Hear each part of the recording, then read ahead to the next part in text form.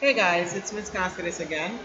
So, as you guys remember, the week before, not last week, the week before, we read the short story The Monkey's Paw that was written by W. Jacobs.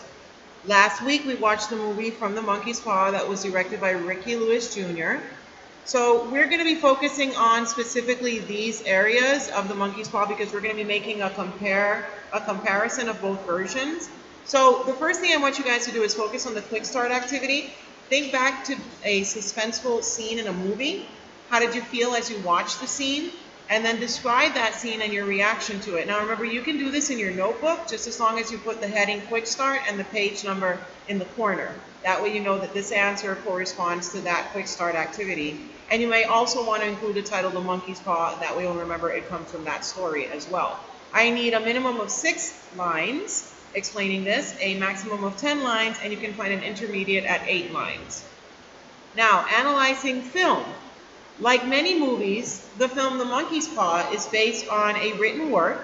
Writers and directors use different techniques to create suspense and tell a story. There are a couple of elements that go into this. It combines images and sound to tell a story or convey information. It uses visual and sound techniques such as camera shots, lighting, music, and sound effects, and often includes actors who play the roles of characters. Also, writers use words to describe the rising action or the character's struggles. Directors use a combination of visual and sound techniques. Directors may use different camera shots to convey ideas, to track characters' emotions, or to show a situation from a character's viewpoint. For example, here you can see this is a camera shot that's called a close-up shot. It's a shot that focuses on a character's face, and it's used to convey a character's emotions or thoughts. Then you have a long angle shot, which is a shot in which the camera looks up at a subject.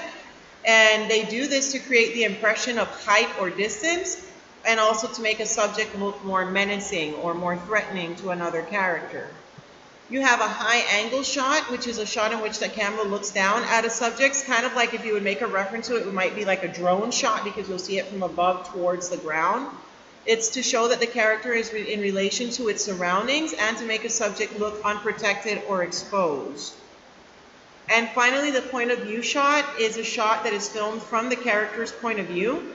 It's used to show the viewers what the character is seeing in that moment.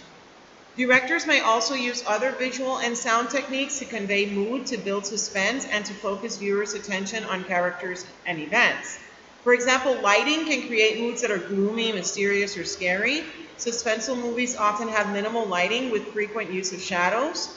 Then you have camera filters like glass or plastic dishes that are inserted in front of a camera lens. They do this, that way the image might appear like a little clearer, brighter, darker, or even fuzzier.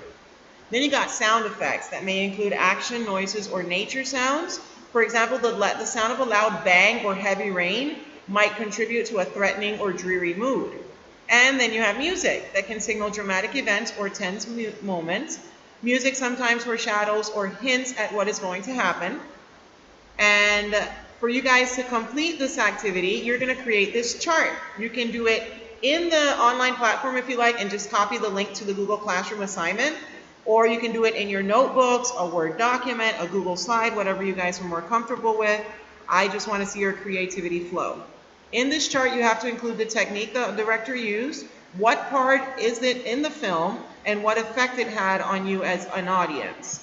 When a director makes a movie of a written story, he or she has to make choices about how closely to follow the written work. For example, they ask themselves, will the film include all of the same characters? Will it have the same setting? Will we add or cut a scene? And I've told you guys about this before, that I've read books and then watched the movies, and they completely change the storyline sometimes or leave out what I consider would be something essential. But that's my personal point of view. Okay, From the Monkey's Paw. This is a film by Ricky Lewis Jr. Here's some background information. The film The Monkey's Paw is an adaptation of the short story of the same name. The film's writer and director, Ricky Lewis Jr., read the story as a child, decided to make it into a movie because his morbid curiosity wanted to see it. While other film adaptations of the story had modernized it, Lewis thought it was important that the film be set in the past when odd things were sure to happen. He chose to let a little darkness into his film to create its gloomy, sometimes spooky mood.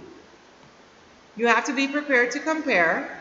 This is a short clip from the movie we've already seen, so we're not going to watch it because we've already seen it.